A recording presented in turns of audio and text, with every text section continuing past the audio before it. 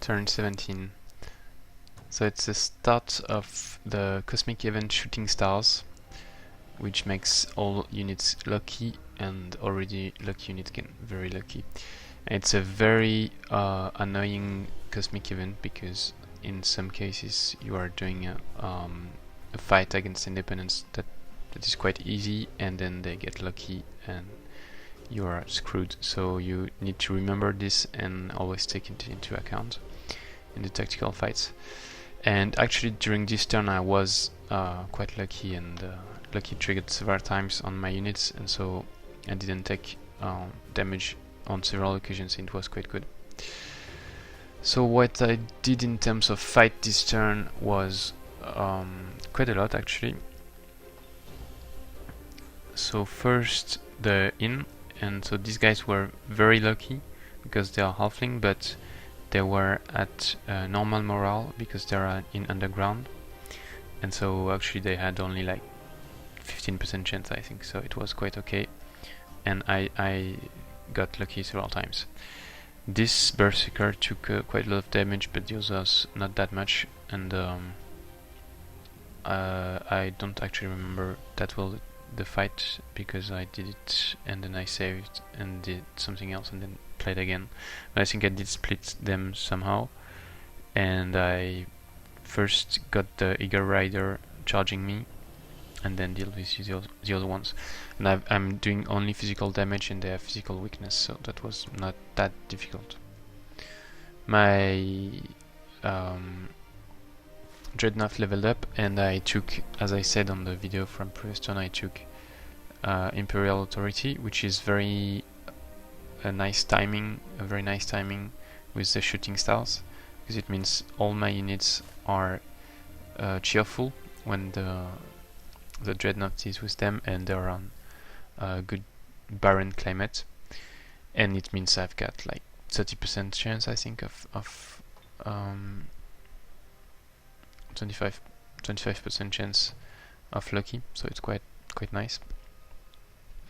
Then second battle was against Brigand Hideout. Then third battle was against Research Stash, which gave me 109 knowledge points, and finished the research of Essence Harvest. And now I'm going to research something else. So I want to, as I said in the previous turn, I want to go for my Grey Guard skills, but right now I don't have any on my research book, and I'm going to go for Fertility Rites because it's quite nice for my strategy of getting high racial governance upgrades as fast as possible and expanding. So and also I think if I take Fertility Rites, because I already have one expander upgrade on my skill on my research book, it's very likely that I will get new Grey Guard skills popping up, and also it takes good advantage of the research points I have to do it in one turn. I didn't do the tomb because I could go back and do the tomb, but I moved this guy so you cannot see anymore, but there is a Red King, 2 Reanimators, a Banshee and a Warg as defenders, and Archon Archer, I think. And it means 2 units with Incorporeal, especially the Red King. It's very tough not to crack for my Tigrans with only physical damage. And so I wanted at least to be healed. I have CP on my Dreadnought because I used blind on the halfling farmer on this fight. No, halfling adventurer, sorry. And so I want my CP extra to be back and my HP to be back before doing it.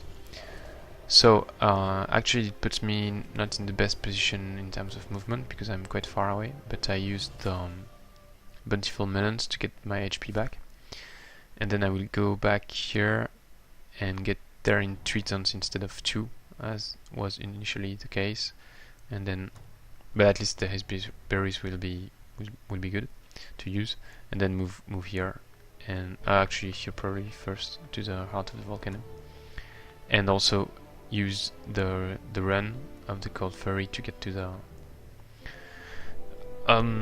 heart, because I will have 60% fire protection with the Dreadnought stack leadership ability and the run.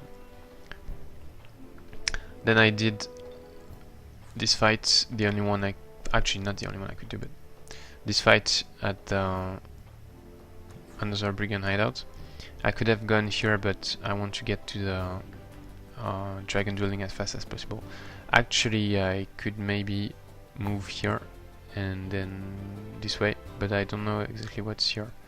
So I'm going to scoot that with this guy, take the gold, and see, and then so plan A is to go here and then clear this and then move, and plan B would be to move through this. I need some gold to buy the Fey Dwelling because I'm at 223 and I need 239, so I'm going to sell a useless item which gives sabotage, and because my opponent is playing Necromancer, so it's not really useful. So now I have the gold, and let's buy the Fey.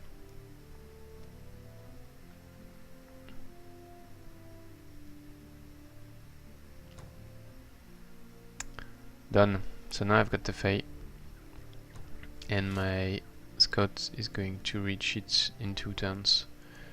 Maybe 1 if I take this, I'm not sure. And then it will be difficult for my opponent to take the dwelling. And I've got 45 gold left, so I could actually build a scout here. And a cheetah too, but scout will be more useful, I think, to go check my opponent. And here I have this raise militia spell, so I think I'm going to do it here and reinforce the cave entrance. Because if he cannot cross the cave entrance, he cannot get to my cities. And then prepare, I wanted to say Scott Death March, but actually this Scott is not going, no, this Scott is not going to move away from the dwelling, so it's not useful.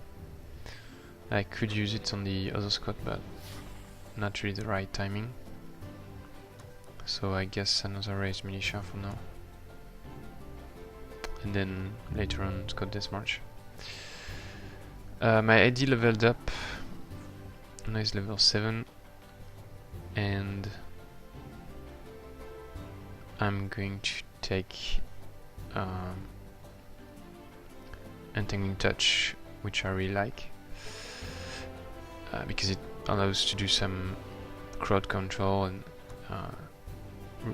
drain movement points or immobilize entirely and prevent any actions from one unit, which is very, very good, especially to then be able to farm the experience of that unit with a serpent or stuff.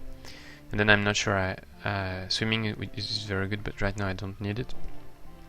True Sight is very good also, but right now I don't need it either.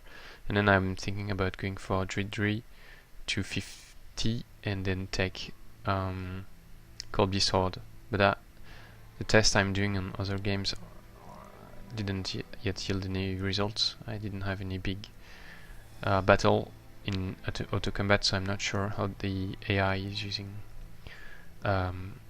Cold Beast Horde, so not sure yet, but let's go for Entangling Touch first, and then I'll see later for the rest. I put my leader and the Rites Serpent here, and he's lacking only 19 experience points because I took all the kills against the Brigand, so the Scoundrels, and I keep the AD behind to heal the Sun Guard, which is the slowest troop, and then I regroup them for the next battle. So here they are keeping this, and so I'm producing merchandise here.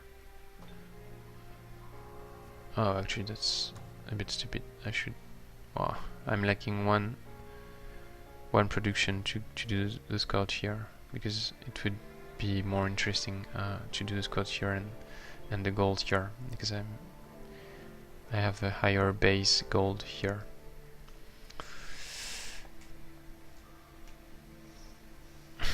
Actually, I'm earning 13, and here, nah, okay.